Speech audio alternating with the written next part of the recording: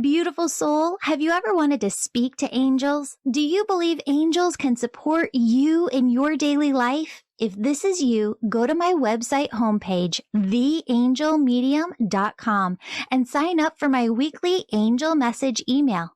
As a gift for signing up, I'm giving you access to free resources, including 31 healing meditations that, if you do daily, are going to help you hear your angels and your own intuition more clearly. Start using these today, and you'll see changes in 31 days. Now, take a deep breath. Feel the presence of your angels as they fill you with love, joy, peace, bliss, and ease. And remember, your angels say the messages that resonate with you in today's episode are meant just for you. Hello, beautiful souls. Welcome back to the Angels and Awakening podcast. I'm your host and author, Julie Jancius. And today we have on the author of Want Yourself, Katie Horwitch. Shift your self-talk and unearth the strength in who you were all along. Friends, I love this concept so much. Katie is a coach. She's going to talk you out of your own self-doubt, your self-negativities, right? And really coach you through that. And so we've done about 500 episodes with the podcast, and I thought we'd shake it up a little bit. I'm bringing my bestie on the show, Sarah. I walked into, if you didn't hear this podcast episode, walked into her room freshman year of college and just said, we're going to be best friends. And we have been ever since. And I thought, Katie, you would be just like the greatest person to coach Sarah today. So Sarah, I'm going to intro you because you're reading Katie's book and you had like this great aha moment this morning of the intro to the book. I did. So I was reading. So first of all, thank you for having me on. I was reading the prologue and talking about negative self-talk, which I am an expert at negative self-talk, and my humor tends to be self-deprecating. So sometimes I think that leaks in too. But in the prologue, Katie had this wonderful thing where she talks about high highs and low lows. And I found that to be so true, where I will be so negative on myself and just low of, imposter syndrome. You don't know what you're doing. You look horrible. What's going on? You have no friends, whatever it is. But then there's also moments where you have these high highs because you think, nope, self-love, let's love ourselves. So you're the best. You're doing great. Look how wonderful you look. Look at you killing it with those school lunches. Look at you being friends. And then a mistake happens, or you drop the ball, or whatever happens in life. And it's, well, see, how dare you think highly of yourself and think you're doing good because you're nothing. And how dare you give yourself that confidence and you just think you're the best, aren't you? And you're not. And it's just, the pendulum swings from the high highs to the low lows. And I thought that was such a great way to put it in the book. Yeah. And it's true. Like, that's how it works. So Katie, welcome to the show. I feel so honored to be here, not just honored to be on your show, but also welcomed into this very inner circle of you and Sarah today. I feel very special. So thank you so much for having me on. Yeah. Thanks for being willing to do this. So let's start out here. We all have these high highs, these low lows, and then you add on top of it. I know I'm going through perimenopause. You have all these different hormones swinging in. And where do you start to, we've got these little tools that we've been using for the last 10 years. We've all been talking about the same tools. What really kicks out that saboteur, that self-doubt? Yeah, I think that even before, say, like going to the solution of things, it's actually more about looking at the language we're using to describe things, right?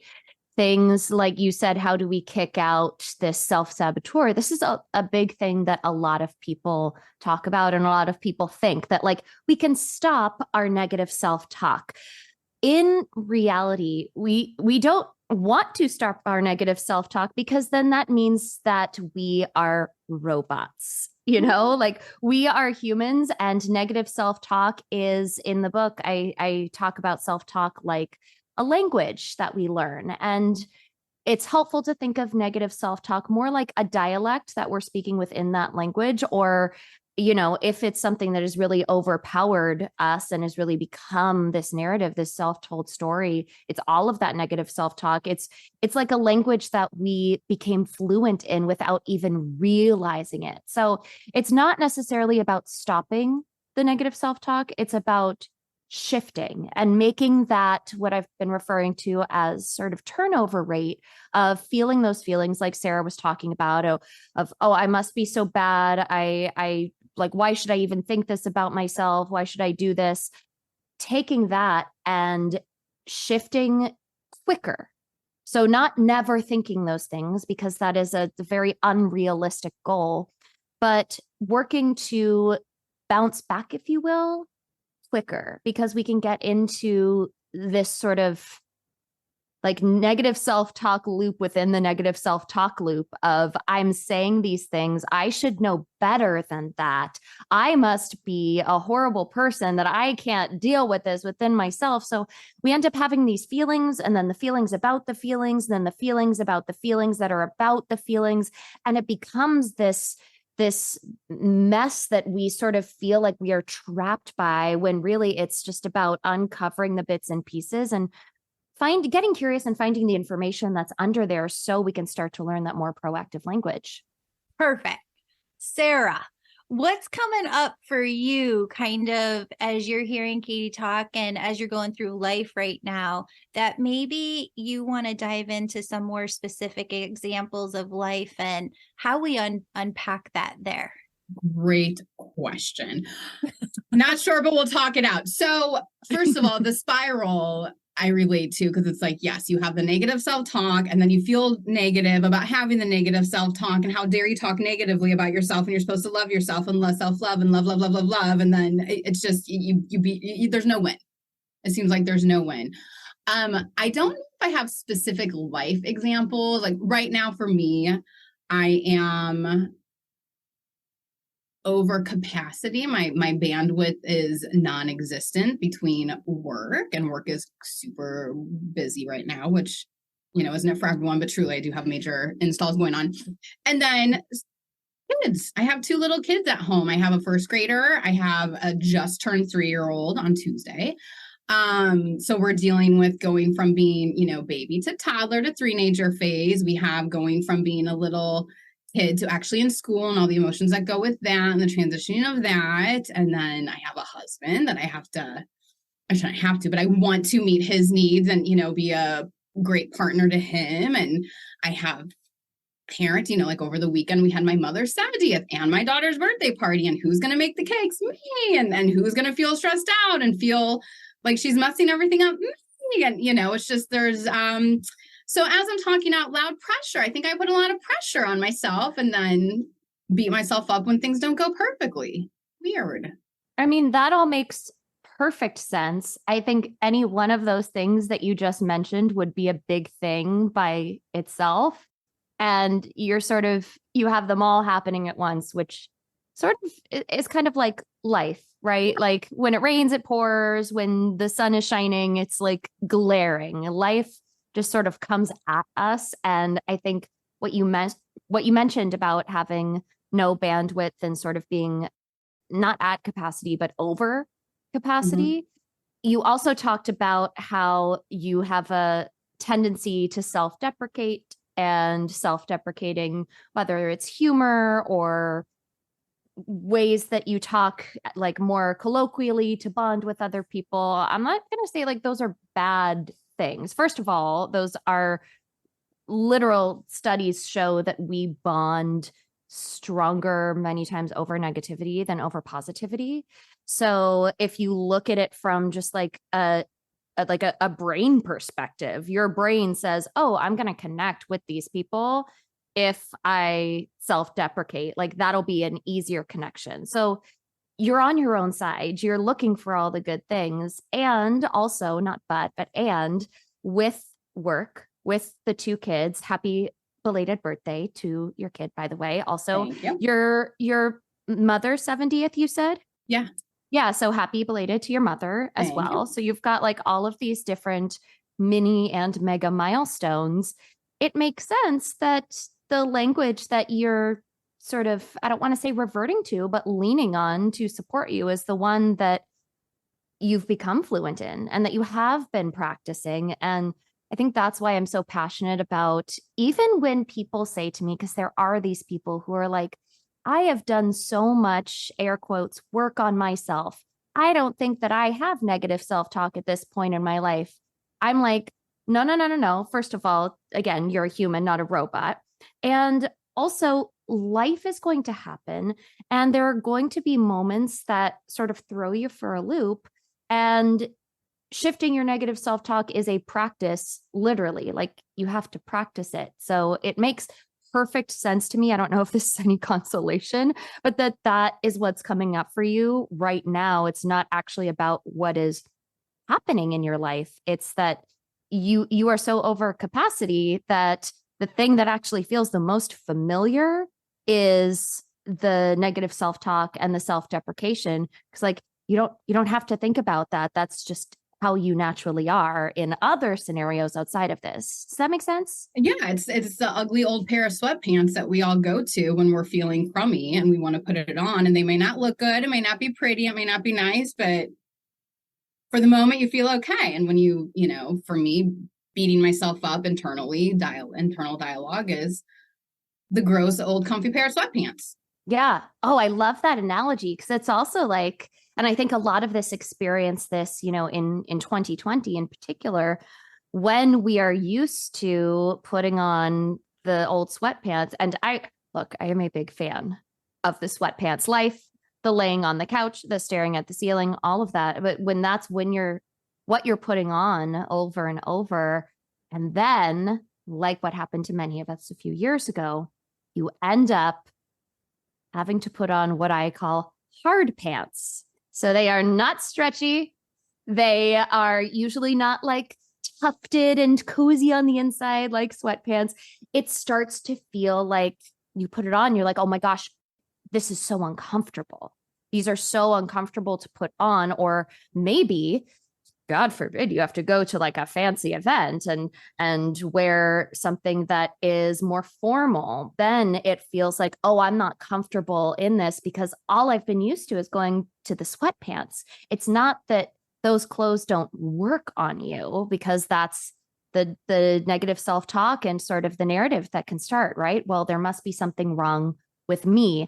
I don't feel comfortable in this. Well, I must not look comfortable, and I'm just not meant to wear clothes like this, and I don't fit in. Like, it can really go down this loop. And what it really is no, you're just used to wearing sweatpants. Yeah, absolutely. So when you talk about, and Julie, I don't know how much you want me to just like keep on going with this train. Yes. Coach Sarah, you can just take Coach it away. I love it. Well, I want to say, and we talked about this right before we started the podcast episode, that because I do one-on-one coaching with people, I take confidentiality very, very seriously. And there are certain things that are more intimate and more close to the heart. So we did have a little conversation. And if there's anything that comes up that Sarah's like, ooh, that was a little too personal, just anyone who's listening, I want them to know that we are not going to be sharing anything without Sarah's okay. We are doing this all within, integrity and ethically. Yes, 100%. Actually, I had just gotten off the conversation like with Sarah when I got your email about your book and people writing in that you wanted to be on the show. And so I was like, oh, this is perfect. Yes, I got to connect these two. I love that. So it was like, I mean, we were destined to meet no matter what, whether we were going to do it with other people listening or not. Yes, I love that.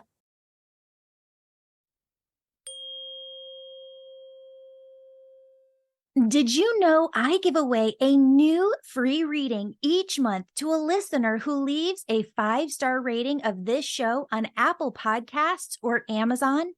After you leave 5 stars, go over to the Contact Me page on my website, theangelmedium.com. Fill out the Contact Me form, letting us know that you gave 5 stars. That way we can contact you when you win. The more 5 stars you leave, the more chances you have to win. And your name always stays in until you do. Don't forget to stay subscribed to our emails so that you know when you've won your free session with me. Sending you so much love and gratitude for your support on this. Thank you. Now let's dive back into the show.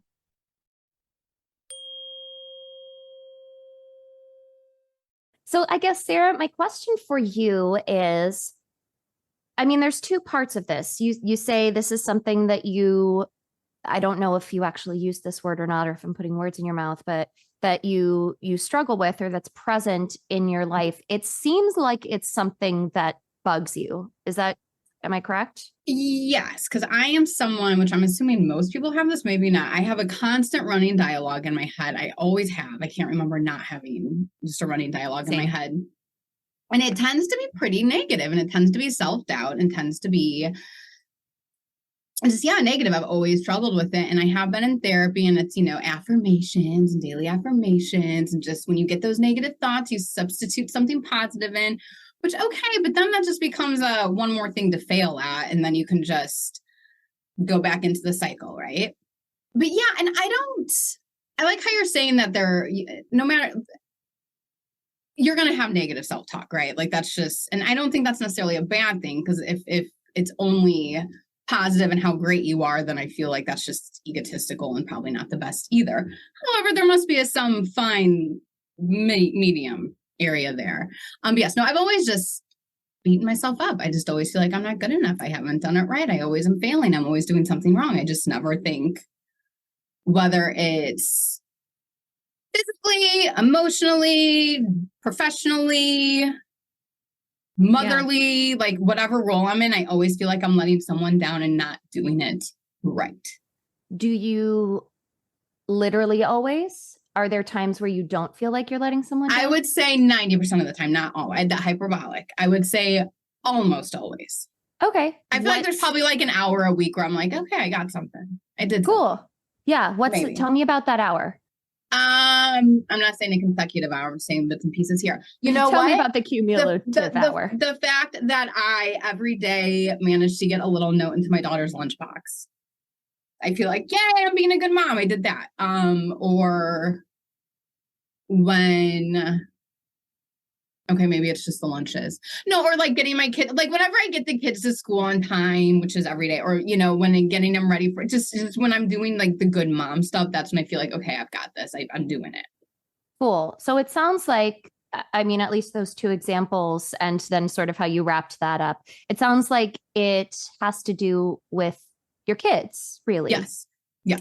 Is the 90%, the other 90% that you were talking about, the, proverbial always. Yeah. Does that have to do with things other than your kids? It could do with your kids, but is there other stuff in there too? Yeah, I would say definitely feel imposter syndrome with my job and career, because I just do. I would say familial, I feel sometimes I'm not doing enough as an aunt, or doing enough as a sister, or doing enough as a daughter. And my family would not say that. They'd be like, what is wrong with you? You're doing above and beyond. And I think they would argue against that and be heartbroken to know I feel that way, but I do. And then towards my husband, I do feel like I'm a pretty good partner, but there are times, of course, I'm like, ooh, like probably could step up and do better there. But yeah. But I would say professionally, friendship wise, I always feel like I'm not a good friend, and I flake out, and I'm a horrible friend there. Like I guess relationships, really, when it comes to relationships, and then, professionally overall are the negatives. I can say, from having known Sarah since like 1999, 2000-ish, the bestest friend you will ever have. Like, she says that all the time. Like, I feel like I don't talk about what's happening with you enough, or what's going on with you. I feel like I don't call. She is the most considerate. I feel like I learned how to be a considerate person because she is the most considerate person I have ever met, hands down, in my entire life. Like, yes. Well, that's very nice. Thank you. Well, and I'll also say, like, I mean, I am at least yet to meet a person who is actually a bad friend, quote unquote, who really is a bad friend. I think that I hear so many similarities. Like I feel like I relate to you so much when you're talking about these things because relationships are really important to me as well. And I am also a very highly sensitive person who is also a recovering people pleaser. And I want to make sure that everybody in my life is happy and taken care of, and that they know that I'm on their side and invested in them.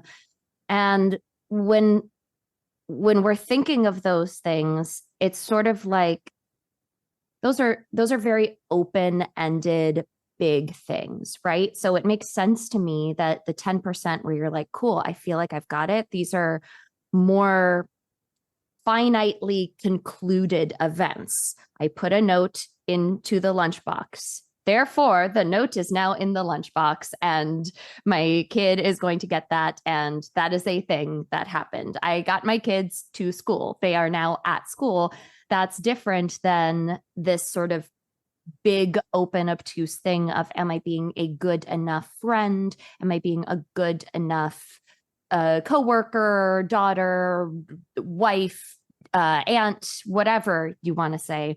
And there's a few ways that we can go here. I think a lot of times when I work with people who feel the ways that you do, so first of all, you're so not alone. This is so freaking common with so many people.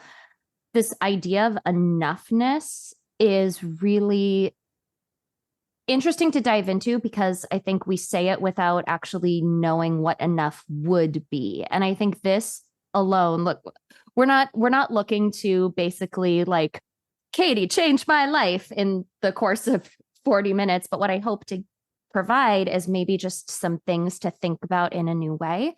So when it comes to the concept of enough, a lot of times it's really easy to think of what is not enough. Do you know, especially for you, who's someone who is, I'm guessing, a little more goal oriented or is motivated by like those benchmarks? Do you know what enough would look like, feel like to you? No, I don't. Yeah. Which then makes me feel bad and then negative self-talk, right? Right. I'm someone who would love to have a goal, but I've never been able to come up with I don't know. Okay. So another question. We're just going to go down the hard question route because, I mean, we are Let's here. do it. We're doing freaking do it. How do you know that you are not enough? I think having a gross feeling, that's too strong. Having negative feeling, I'm trying to think of a word besides negative, but having a feeling that is not positive or just feeling unsettled or having a constant feeling of anxiety or guilt makes me think that, well, clearly I'm doing something wrong because I'm feeling that way.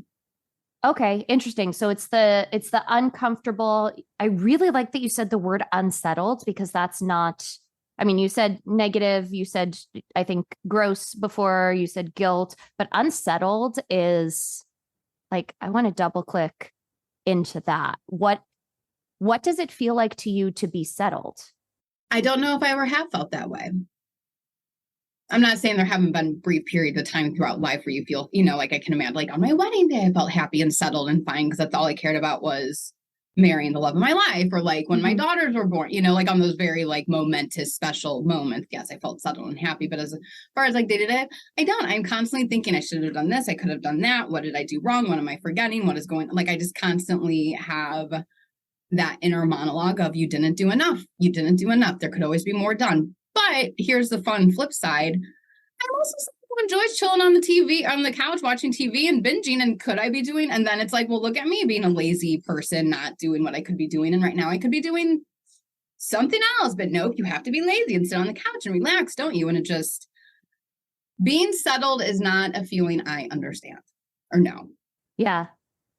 I wonder, it also sounds like you said very fleetingly that I think it was wedding day and then maybe your kid's Like birthday. Yeah. Their births. Yeah. Yeah. Or births. Yes. So literal birth day that you felt settled. And also those aren't times that there is control. Like I think that settled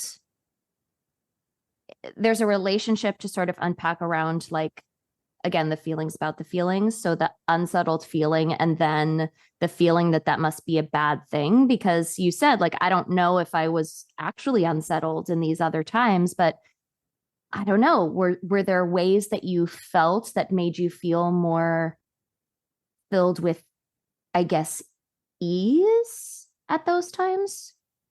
Maybe. Well, I think as far as wedding day goes, it was planned. It went great. It was, it's exciting. You're marrying the person that you love, and ideally, and once you get to that day, what's going to happen is happen. It's out of your control and you can't do anything else. And for some reason, I was able to let it go that day, which I don't know how or why, and who would have expected that, because we didn't expect that, but I did, I think. And then as far as the births go, again, it is what it is. Like, you go in and it happens how it happens, and you don't have control. And I was able to release that control for some reason, which isn't normally like me, because I do like to hang on to control and not let go of control. But that's really good, because now, like, and yes, these are not necessarily everyday examples, but they are examples from your life. Like, you do have proof somewhere that you've been able to release that control. And I wonder if I know that you haven't finished the book yet, but you'll read in the book. I am a big fan of starting with the self part of self-talk and not the talk part of self-talk, because I am very much like you, where I can't just look in the mirror and say, I love myself, I'm great. Like, I feel like I'm lying to myself when I look in the mirror and I actually don't feel those ways, because I have to feel that at my core first. That being said, there are certain, I don't want to say talk or affirmations or mantras, but there are a few, like, additions into your day-to-day life, which sounds so simple and just, like, not sexy, which I think that this world of wellness and mindset likes to make things more complicated and a little more sexy. But there's, like, certain things that you can sort of season in and pepper in and start to view as, okay, I'm building a new habit right now. I don't have to feel good right now. I'm actually not going to make feeling good the goal. I'm just building a habit. So you said, using your words, with wedding and birth, it was sort of like, okay, it is what it is. Everything that what has happened, and everything that is going to happen is just going to happen.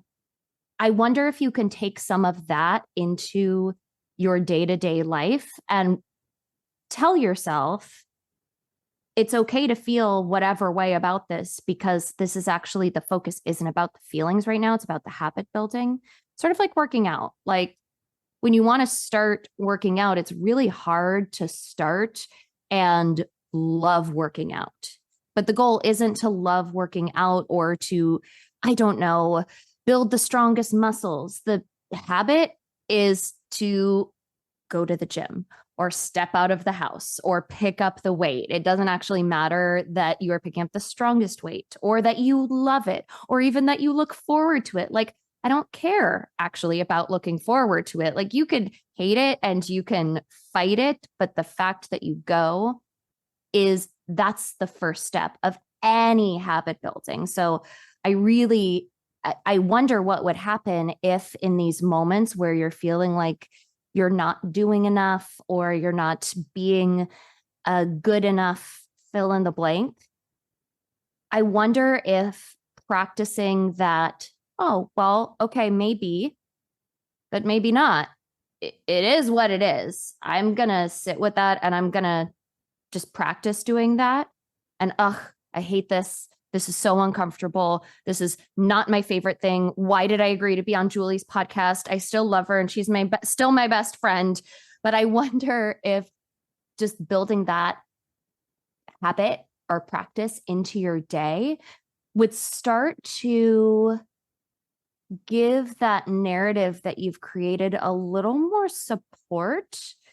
And it wouldn't necessarily shift it all the way around to, I am this amazing person all of the time, and look at how great I am, and I stand behind that greatness, and I am the best, and I am enough, and all of that. But you're proving to yourself that you're on your own side instead of your head and your heart thinking, oh, well, she's just going to come over and criticize me now. Like, what if that wasn't the case? I wonder what would happen. That would be great. What would happen? Yeah. I mean, literally, what might happen if you said or believed I was enough, or you didn't have, I don't know, let's take a really specific one, because I think we're sort of dabbling in all of these different areas of life and they all bleed into each other. But let's take the imposter syndrome. And you're talking about work. And I know that you're in a conference room right now. So do you feel comfortable talking about Yeah, this? no, it's fine. I'm in a phone booth. They can't hear me. Okay, cool. Awesome. If you were to not feel imposter syndrome, let's play, I loved this part of like test taking in high school, like the synonyms and antonyms. Yes. If you were not to feel imposter syndrome, what would you feel? I guess confident. Mm-hmm. Confident that I know what I'm doing. Knowledgeable. Uh-huh. What else? I feel like I would feel an ease, moving through life with ease. Mm-hmm. And life, I mean, professional life. That might be it. I don't know if I have more than me. I mean, those are really good ones, really Okay. big ones that affect a lot of things. Yeah. And the ease kind of goes along with the, it is what it is, the releasing control. I mean, really, it even goes along with the sweatpants and the, like, it's back to elastic. No. we've known each other for all of 37 minutes now, but I feel very close with you. And I feel like what I know from you is that it sounds like something that you do really value in your life, in your relationships, in your work, is ease. And maybe that's why it bothers you so much, that when you don't feel that, and you don't feel that, like you said, like settled feeling, which is good information. Like so many times when we think about our values or how we want to be, we're so used to think of how we don't want to be that like we have no idea. So it's really about, and this is literally a coaching session right now. And it's what I do in all of my first coaching sessions. It's really about connecting the dots and looking at the universal quantifiers, like, or qualifiers, like you were saying, like, I always feel this way. Like, really, do you always feel this way? Or a lot of people say, oh, it's always something. Like, is it always something? And looking at when it isn't always that thing, and what those times look like, and how everything sort of relates into this little map that you can create, where you're finding out more information about yourself, because it's really hard to work toward going somewhere that you don't know you're going. Like, you can't go where you don't know you're going. And I grew up in LA, so I know like a lovely drive up the coast, which I love. But then at some point you're like, oh, well, I'm going to have to turn around at some point. I think, where do I turn around? What did I want to get from this? I don't know. I just thought driving up the coast was the thing that I wanted to do. So getting clear on these feelings of, okay, ease, knowledgeable, confident. Confident is something that I think a lot of us want to feel super confident all the time. And we think of, actually, what do you think of when you think of confidence? I think of good posture. I think of standing up straight, walking into a room tall, head high, just feeling like you own the room. And not in a braggadocious way or in a ostentatious way, but just like feeling comfortable in your skin, really. Confidence and comfortability, which, there we go with ease again, I feel like goes hand in hand. They're just, when you see those people walking or anywhere, just living, and it looks so effortless and easy, and they just look content and fine, and everything seems great, and it's almost as if they're gliding. Like, to me, that's confidence. It's just having that. Yeah. I love that you said not in a braggadocious way, because I think, I mean, especially as women, we're programmed from, and I am, an elder millennial. And so those of us who are in our 30s and 40s, we grew up in, the 80s and 90s where confidence was really synonymous with narcissism or vanity. Yes, Julie. Oh, no, I was going to let you finish and then I got something to say. Oh, okay. But really, confidence, if you look up confidence in the dictionary, the literal definition, which I'm kind of obsessed with, is firm trust. Confidence is just trust. So if you're able, and not you, but like the collective you, is able to think of confidence as trust, then the question doesn't become, well, how can I be more confident? It becomes, well, how can I trust myself more? And I mean, there are very, very low lift ways to do that, like doing what you said you were going to do. So like, I mean, this is one of the simplest things, but saying, I'm going to brush my teeth in the morning, and then brushing your teeth. Like these little moments where we keep doing what we said we were going to do, like you saying, I'm going to put a note into my kid's lunchbox, and then doing that, like that is a moment of building confidence, even though like we don't necessarily think of those moments as building confidence. But again, to use the workout analogy, because I've also been in the fitness industry for the last 15 years. So that's very easy for me. You don't go to the gym and pick up the heaviest weight right off the bat. It's picking up the one that feels the most manageable and non-intimidating at the time, and then working your way up. And all of a sudden, you notice that like that weight feels lighter than it used to. So I guess I better pick up the other weight. Let's see how that feels. And so it's these little moments that sort of build on top of each other over and over that can build that self-trust. And self-trust, I mean, for me, it does feel like ease. It does feel effortless, which I think is a really interesting word, sort of like fearless, which I don't want to spoil it for you because you're still reading the book.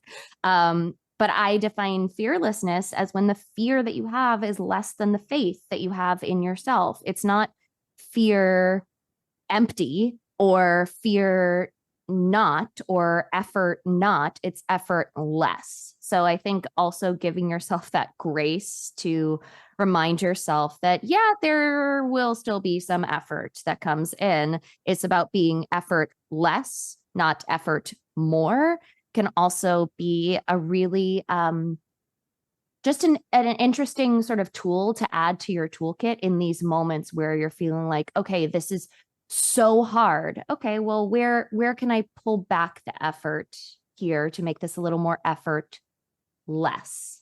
Julie, what were you going to say?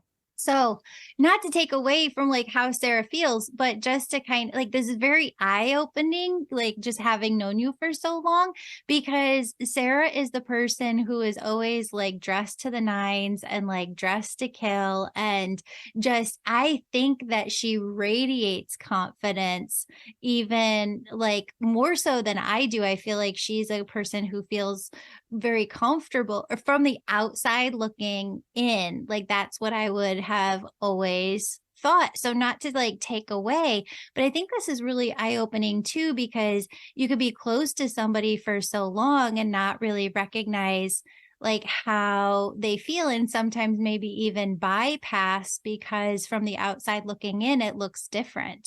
Totally. Sarah, do you feel like whether it's feeling pressure or just like a desire, do you feel like you sort of put on your confidence costume when you walk out totally. in the morning? Yeah, it's a sham. It's a facade. It has been since I was little. And I do love fashion. I do like putting clothes together and like, styling and whatnot. So that is a place where I can find, it's like look good. Sometimes it's best to work on ourselves from the outside in. I feel like I was saying that to Julie. I'm like, this year we're going to work on the outside in. But yeah, no, it's totally a facade, or like if I feel like if I put together a cute outfit or whatever it is, then that can give me a little bit of a stiffer back and shoulders back and head held high, so I can at least fake it till I make it. But the problem is I've been faking it since I can remember, since youth. Exactly. My mom always loved that she had two daughters and to dress them up, and she my mom loves girly girls. And I tended to be more like that. And so that was also, we would bond over shopping and all those things too. So it was very easy for me to use that as a tool. Yeah. And it sounds like it was instilled in you that like, this is, I mean, whether you thought it overtly or not, like this is something, oh, my mom loves this. Therefore, she loves me. Therefore, this is a way that I can ensure love, like be a little bit. I think that might be reaching a little bit when it comes to my mom, but it was just, it was a way, just, it was an easy tool for me to have to look good or to feel good when I went to school or not. I mean, whatever it is. Yeah. And it's still that way, right? If I'm having a really bad day or I feel gross, I will put on a dress and heels and do myself up when I go into the office, because then at least if I feel like crap, at least I look good. Yeah. Or at least in my mind, or like do that. But that's very real. Like certain things like make us feel good. Yeah. And I don't think that's necessarily a bad thing, but it just wouldn't it be nice if the outside and the image I project matched what I felt on the inside. And I know that there's a dichotomy there. I know people are probably like, what?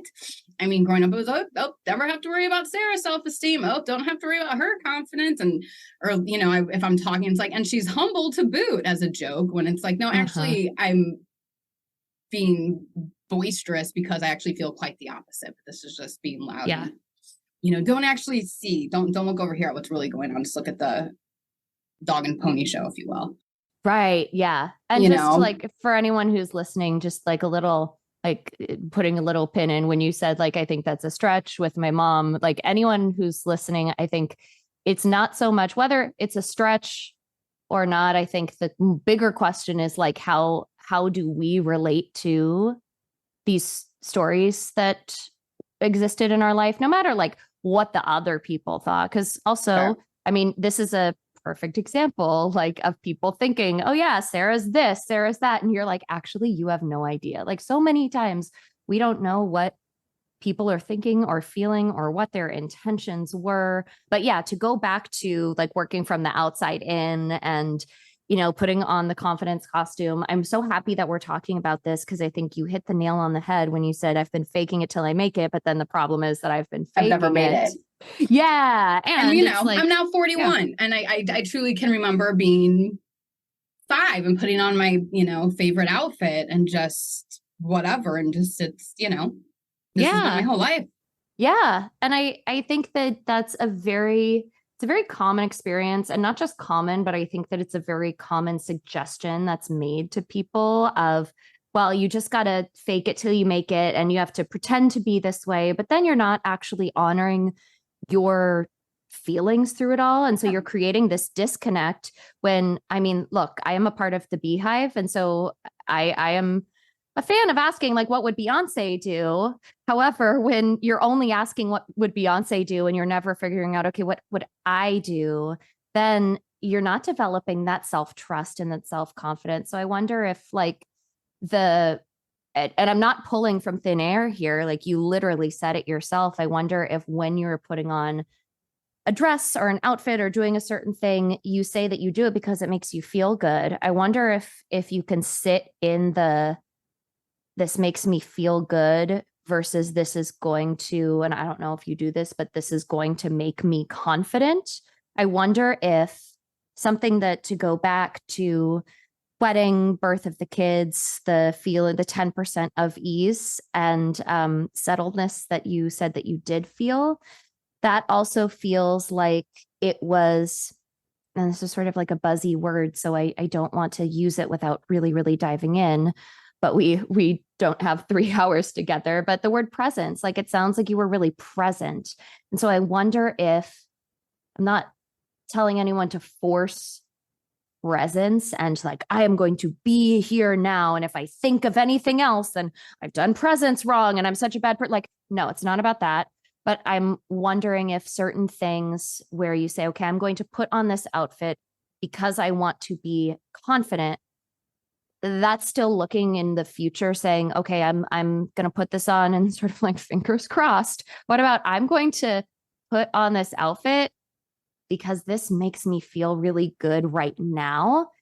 And that's a great thing. And now, great. it is what it is. I have this on and I'm going to go forward, and what happens, happens. But I know I feel really good right now. Like this like velvet duster thing that I'm wearing right now. I put it on and I was like, I feel so good and so comfy in my skin. I have no clue how this podcast is going to go. However, it's, the fearlessness, it's the building the faith in myself. I know however the podcast goes, I'm going to feel really comfy in myself while I'm doing it. So I wonder if like maybe taking some of those, again, habits, not to overuse the word habit, but some of those habits that have been built, whether it's the self-talk and what you're saying to yourself, or literally putting on earrings, little things. I wonder if just bringing it back more to how you feel in the moment versus putting the pressure on it to make you feel a certain way in the future. Because it sounds like even through this sort of micro flash session that we've done, we've started to identify how you do want to feel in the future. Yeah. And that's great. So you have that destination. And now it's about, okay, well, how am I going to feel now? And then now, and then now, and then now, instead of putting the pressure on the now to inform the later so much when you don't know what's going to happen. There will be things that are in your control, and then there will also be things that aren't. Like, I wonder, I don't know. I wonder if that would be useful because it's a thing you already do. So just sort of changing or reconfiguring the reason why you do it. It's like changing the narrative, right? Instead of thinking, putting this on for whatever meeting or whatever, it's just putting it on because I want to. It doesn't have to be for someone else. Yeah. Yeah. And it doesn't even need to be to like look a certain way to other people, because then it can be to feel a certain way by myself. Yeah, exactly. Just going to fearless, just because there's a little something we say to our daughter, our 6-year-old Beatrice, whenever she's scared and she says, I'm scared. And we always say fear is how you feel, but brave is how you act. So when you're scared of something, that's okay. That's how we feel, but we act brave to go towards something. But I don't know. That just kept flashing in my head when you were saying fearless. I love that. Really nice. And I also love that that's what you say to her versus like, all right, her name's Beatrice. I love that name so much. It's Beatrice, we're going to feel the fear and do it anyway. Like, especially as a little kid. I mean, fear is not only a very human emotion, but we have developed fear and become so attuned to our fear for very real reasons, like to keep us safe. And so I love that is what you say to her. And I wonder if I could take my own advice. I mean, that's so much easier said than done, though. I think that's what you say to her, but that might not necessarily be what you say to you, because we're all different people. It's sort of the idea of when people say, talk to yourself like you would talk to a best friend, or like treat others the way you want to be treated. It's actually more about like, okay, I want to treat others the way they want to be treated, not necessarily the way that I want to be treated. Or, on the flip side, talk to yourself like you would talk to a best friend. That can be tough because we have different relationships with different people. And if you're thinking of like, your best friend, if you're thinking of Julie, if I'm thinking of my best friend whose apartment I'm recording from right now, we are very different people. And the way that I would talk to her during a tough time is, it's part of the reason I love our relationship so much is we are so similar in many ways and we're so different in so many ways. So if I were to talk to myself like I would literally talk to my best friend, I actually don't think that would work very well on myself. It's not even that I think, it's that I know. And it's more about like, again, not just treating other people the way that you want to be treated, but treating them the way that they want to be treated. Talk to yourself like you would want to be talked to by your best friend. So it's a little bit of mental gymnastics here, but I think that you found that beautiful phrase for Beatrice. Whether it is, fearlessness is when the fear is less than the faith. So how can I have it's about having faith in myself? Or if it's something else, I think that especially as a parent, I'm not a parent myself. I have young nieces and nephews. I'm a very proud part of the auntie club. But I think that when these moments come up, when these moments come up where maybe you think, oh gosh, well, I can say this to her. Why can't I say it to myself? Like maybe even asking yourself that question for real and not rhetorically could help you find something that works for you. Like, why can't I say to myself? Well, maybe brave actually isn't a word that you feel a strong connection to. Maybe it's something else. I think we ask ourselves these rhetorical questions, especially when we get into the negative self-talk spirals. And there's actually a lot of gold to be found in actually asking ourselves the questions for real. I love that. This is amazing. Sarah, has this been helpful? I hope so. No, it has. I think it's been great. Thank you so much. Yeah.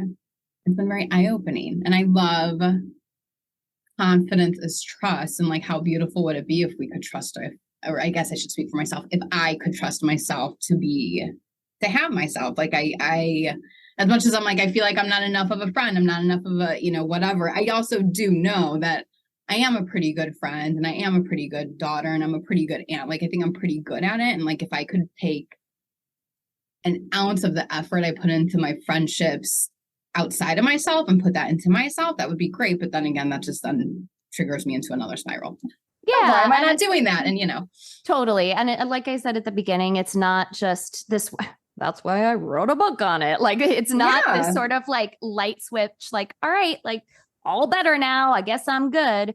It's not only lifelong work, but we change so much as humans. And I think that when we were kids, so many times we're asked like what we want to be when we grow up. And then we get to a certain age and we're never asked that. And so there's this idea and this sort of subtext really buried deep into that is like, okay, you are now grown up. You've hit the thing. You're hit done. The mark. Exactly. And so I think it's about like getting curious over and over and over and over. And even if there was one thing in this hour together that you're like, I'm going to think about that, then I'm like, amazing. I am so happy because it is just like those one things that build up over and over. Yes, no, this was wonderful and very helpful. So thank you. And thank you, Julie, for having me. Thank you for being on. It makes me think of a couple of things. Spirit always says that our purpose isn't the same. Like every soul is not the same and what they want here for their life is not the same. And some people, I think that we can get too stuck in like, this is the right way and this is the wrong way. And I really loved, Katie, how you kind of really brought us back to, but what's the best way for you? Because that's really what it comes down to. Like, what's the best way for Sarah to be personally living and like, what does she really want? And if that's that ease and that confidence and that, comfort, like that's perfect. Like that's success for her. And that's so beautiful.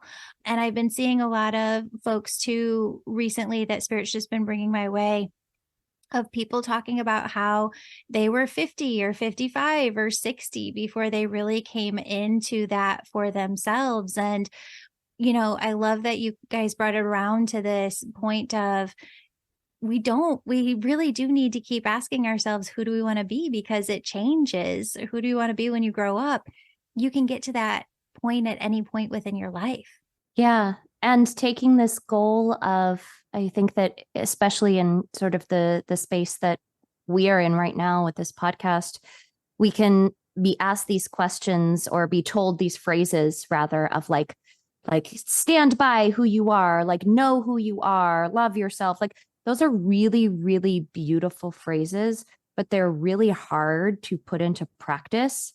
If you're like, okay, well, know who I am. I don't know, like who am I? What makes me me? What makes me tick in the micro moments? Like love myself. I don't even know who myself is. Like I haven't even like I don't even know what self is. And like getting to, I think the commitment to being present and sort of double clicking into those micro moments in your life is so essential for people who desire to do that work, because it isn't, like Sarah said, just a phrase of pretty words that you can plaster over negative ones. It's not just a tweetable or, I don't know, Xable, whatever it's called now, example of like, like self-love is the best love. Okay, that's yes, cool. But what does that mean for me specifically?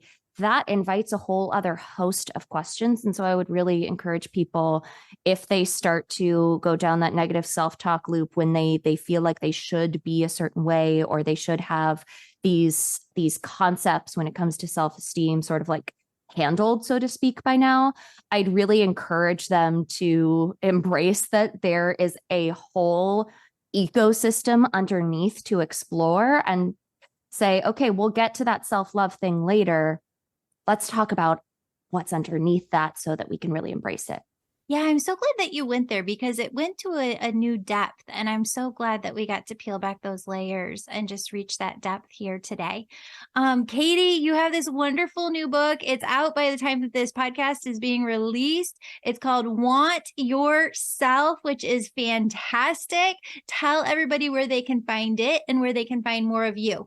Yes. So Want Yourself, Shift Your Self-Talk, and Unearth the Strength in Who You Were All Along is available October 3rd, wherever books are sold. We're talking Amazon. We're talking Barnes & Noble. We're talking Target. We're talking your indie bookstores, because we love indie bookstores. And definitely you can go to bookshop.org and you can order from your favorite indie bookstore. You can also find me on Instagram. I am at Katie Horwitch on Instagram and all over social media. And if you liked this, I would encourage people to visit the platform that I started many, many years ago called Want, and that stands for Women Against Negative Talk. So they can find me at womenagainstnegativetalk.com. So beautiful. You're such an amazing resource and earth angel to this world. Thank you for all that you do. And thank you for being with us today, both of you. Thank you so much for having us. Sarah, thank you so much for being a part of all of this with us. I'm so honored that this is what we got to do today. This was great. Thank you. Beautiful soul, thank you so much for joining me today. My name's Julie. You know I'm all about connecting you with messages from your angels and loved ones on the other side. If you've been listening today and you're super excited and just have to know which angels are around you right now, who's connecting with you, and what messages they have for you, go to theangelmedium.com. Register for a session.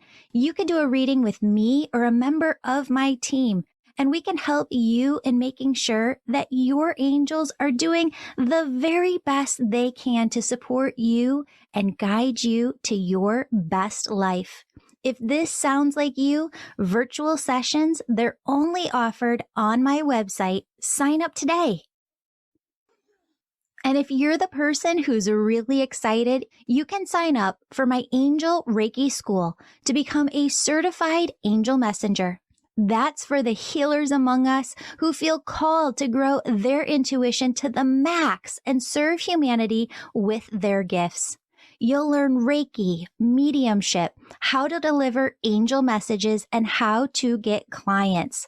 That's the Angel Reiki School at theangelmedium.com, or DM me on Instagram at Angel Podcast with any questions. Before you go, connect with your angels by placing your hands on your heart. Take a deep breath. Imagine a doorway filled with God's unconditional love is right in front of you. Step into that love and feel it as it fills your body, chakras, and auric field. Now ask your angels, what would you have me know today? And open yourself to the positive, loving messages they have just for you.